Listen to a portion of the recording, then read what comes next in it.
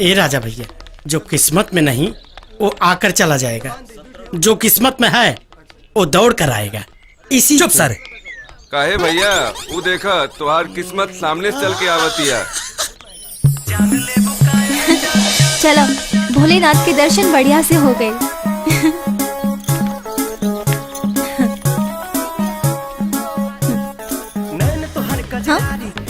प्रीति, तो क्या हमारा नाम कैसे पता? आशिक है, और आशिक खातिर इतना भी मुश्किल नहीं है कि वो अपने महबूबा के नाम ना पता कर सके। आशिक? ए मिस्टर, होश में तो बाड़ा ना तू। ना जान ना पहचान, मैं तेरा मेहमान। मेहमान तो बनिए गइल बड़ो हमरा दिल के। बाकी तू हमारे दिल के मेहमान तो का, हमारे दिल के बाहर पहरेदारी करे के भी लायक नहीं है। छोड़ा हमारा हाथ। बहुत प्यार करी ले, हद से ज्यादा, खुद से ज्यादा, और रब से भी ज्यादा।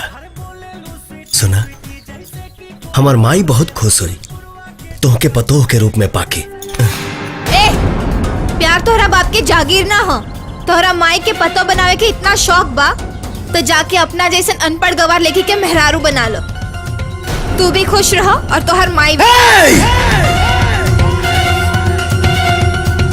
एकरा आगे एक शब्द भी बोल ले तय अपन चेहरा ना पहचान पाइबे।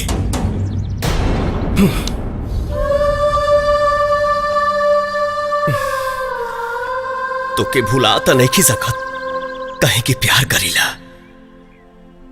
जब तक ते खुद चल के ना आईबे तब तक तोरा के हम पलट के भी देखनी तब मर्द के पैदाइश ना।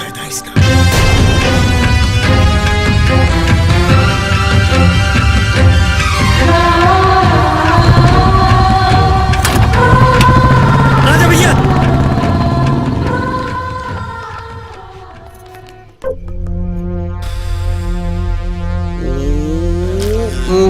सुना, एगो गाना सुनबा। सुनावा।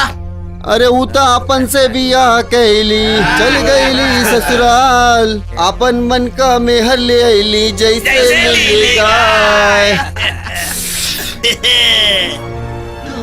वाह भैया वाह, चपले रहा। अगल बगल में कोनो माल बिया का रे? महकतिया।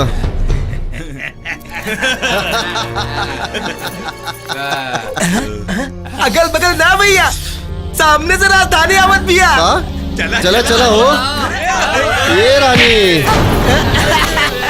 बताव कहाँ बितैबूना, पीरतिया कहाँ बितैबूना, बताव जोगिया बताव उगाड़ू रहिए जुगाड़ू रतिया कहाँ बितैबूना। काहो रानी, रास्ता छोड़ो। काहे? ये रानी इधर आओ। प्यासा के रास्ता में कुआं खड़ा बा, अब बिना प्यास बुझौले न जा देवल जाए।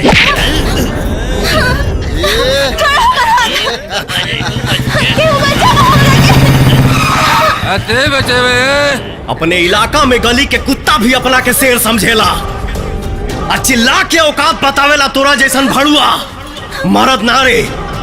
अगर तोहनी के पैदाइश में फर्क नहीं थे ना, जब तक बजाई बाज के जइहा संगे तोरी बहन का।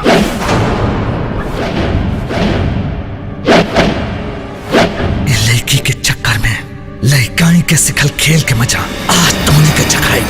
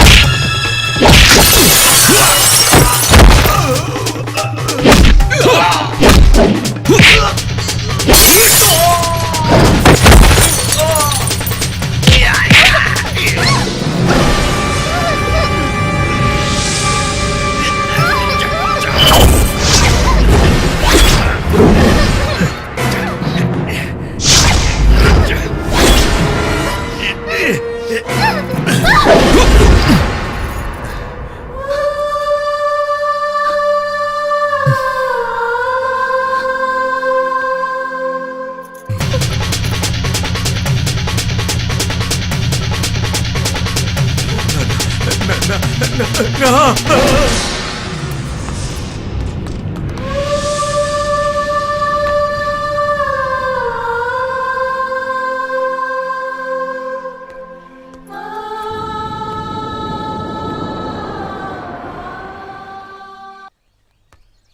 भैया लुटवा नहीं के दिखा तो।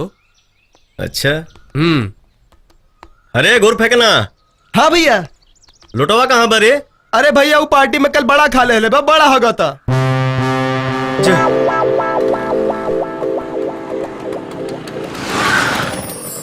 सगरो धुआं धुआं उठल जिंदगी में हमरा ऐसे जान बिन बेजान भैनी जी ही बोल कैसे तू बतावना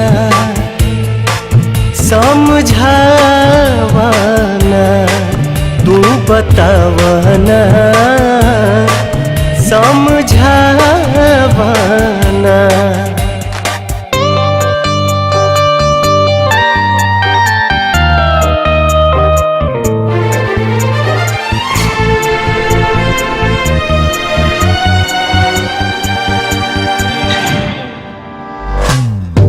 के बाग में पतझड़ आइल खो गइल बा प्यार हो प्रीत के पीर न जाला दिल से भैनी हमला चार हो। हाँ दिल के बाग में पतझड़ आइल खो गइल बा प्यार हो प्रीत के पीर न जाला दिल से भैनी हमला चार हो। मेहिया के घर उजड़ गइल चिड़ई के खोता जैसे जान बिन बेजान भैनी जी ही बोल कैसे तू बतावना समझावना तू बतावना समझावना।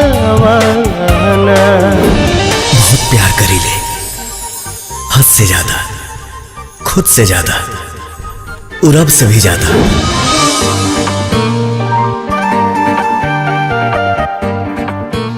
राजा बहुत बढ़िया लड़का बा। हम राजा के पहचान ना पैनी। काले गांव में बरियात आवे वाला बा वहाँ वो जरूर आई।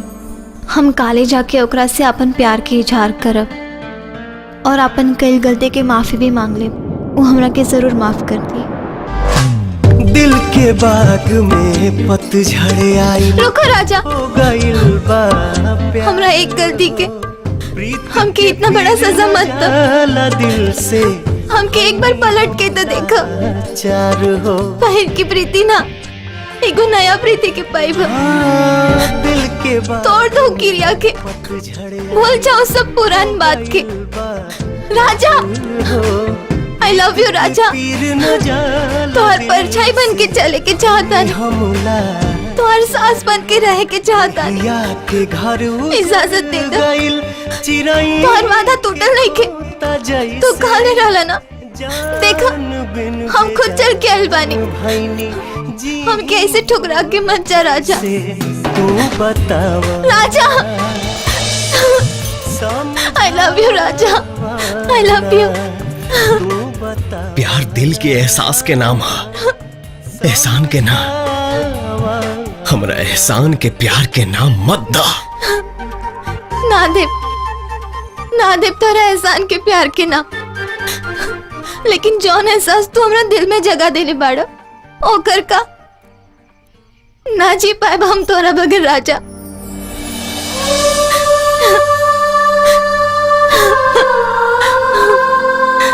हाँ राजा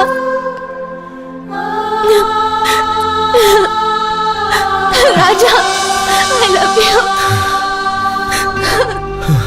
आई लव यू राजा।